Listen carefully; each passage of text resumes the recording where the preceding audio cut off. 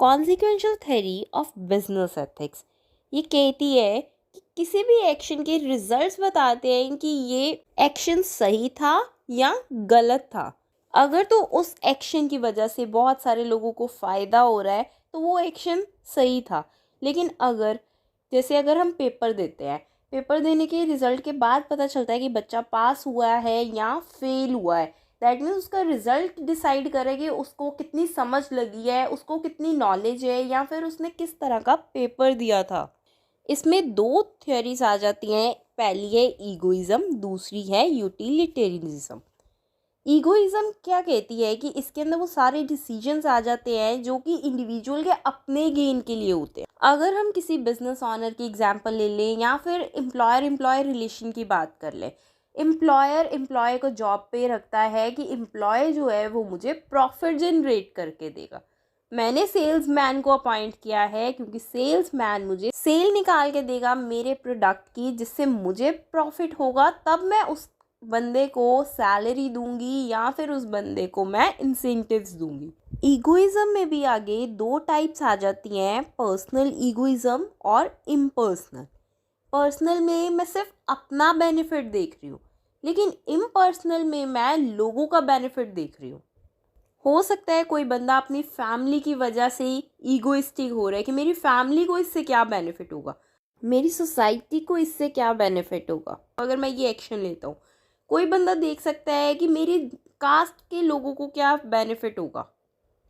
Psychological egoism क्या कहता है कि ईगोइस्टिक पर्सन तब तक हेल्प नहीं करेगा जब तक कि उसको किसी ना किसी वे में बेनिफिट नहीं हो रहा। Criticism on egoism. Egoism theory के क्या दोष है कि ये सेल्फिशनेस को सपोर्ट कर रहा है कि कोई बंदा देख रहा है कि मुझे क्या बेनिफिट होगा, तब मैं एक्शन ले रही हूँ। मैं इस प्रोडक्ट को बेच रही हूँ, मुझे ये प्रोडक्ट कितना मार्जिन जनरेट करके देगा।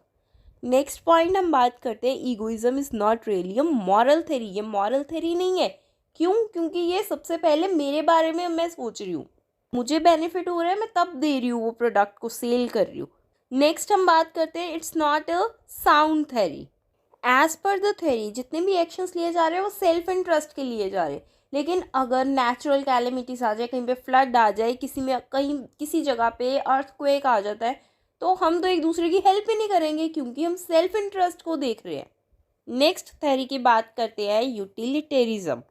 ईगोइज्म में हमने बात की थी अपने सेल्फ इंटरेस्ट की, लेकिन यूटिलिटेरिज्म में हम बात करेंगे यूटिलिटी की।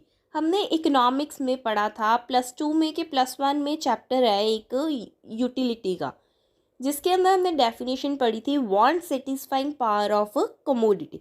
कि कमोडिटी की पावर क्या है कि वो वांट को सेटिस्फाई कर सकती है। ये उसी से बनी है यूटिलिटेरिज्म थ्योरी। अभी बहुत सारे लोगों को अगर सेटिस्फाई कर सकता है कोई डिसीजन, अगर कोई भी रूल है, कोई भी लॉ की अगर हम बात करें, बहुत सारे लोग सेटिस्फाई हो रहे हैं, अगर दैट मीन्स ये यूटिलिटेरिज्म थ्योरी में कवर हो रहा है। अब ये बहुत सारे लोगों के इंटरेस्ट में है, greatest good of the greatest number, तो इससे बहुत सारे लोग हैप्पी हो जाएंगे, लोगों की जो पेन्स है वो कम होने लग जाएंगी, डिज़ायर सेटिस्फाई होने लग जाएगी। लेकिन फिर भी ये थ्योरी कॉन्सिक्वेंसेस ऑफ एक्शन पे डिपेंड करती है।